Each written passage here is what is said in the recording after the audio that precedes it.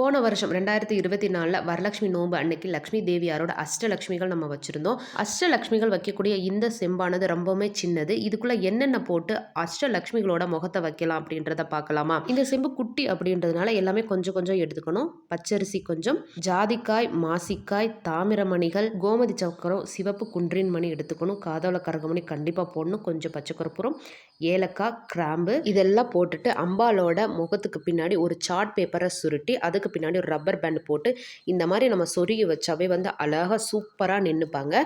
இதே மாதிரி தான் நான் அஷ்டலக்ஷ்மிகளையும் செய்து வச்சுருக்கேன். லாஸ்ட் இயரும் இதே மாதிரி தான் செஞ்சேன். இப்போ நம்ம லக்ஷ்மி தேவி பண்ணும்போது நம்ம அந்த கலசத்தில் எல்லா விதமான லக்ஷ்மி கடாட்சமான பொருட்கள், மங்கள பொருட்கள் எல்லாம் போட்டு அதில் தேங்காய் வச்சு அதுக்கப்புறம் அதில் நம்ம மா இலைகள்லாம் சொருகி அதுக்கப்புறம் தான் அம்பாலோட முகத்தை வச்சு நம்ம சாரி கட்டி அலங்காரம் பண்ணி விடுவோம். அது லக்ஷ்மி தேவியாருக்கு அது ப்ராப்பராக அந்த மாதிரி பண்ணணும். அஷ்டலக்ஷ்மிகள் பண்ணும்போது இந்த மாதிரி சின்ன கலசமாக இருந்ததுன்னா அதுக்கேற்ற மாதிரி எல்லா மங்கள பொருள்களையும் கொஞ்சம் கொஞ்சம் போட்டு அஷ்டலக்ஷ்மிகளையும் இந்த மாதிரி நம்ம ரெடி பண்ணி வச்சுக்கலாம். வரலட்சுமி நோன்பு அன்னைக்கு லக்ஷ்மி தேவியாரோட அஷ்டலக்ஷ்மிகளாக வைக்கும்போது இன்னுமே அழகாக இருக்கும்.